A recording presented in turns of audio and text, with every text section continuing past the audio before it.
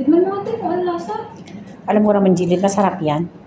Diyos ko, itsura pa lang yan. Hindi ko naman tignan ko kanina, nilagay ko lang. Basta masarap yung itsura ng gumawa.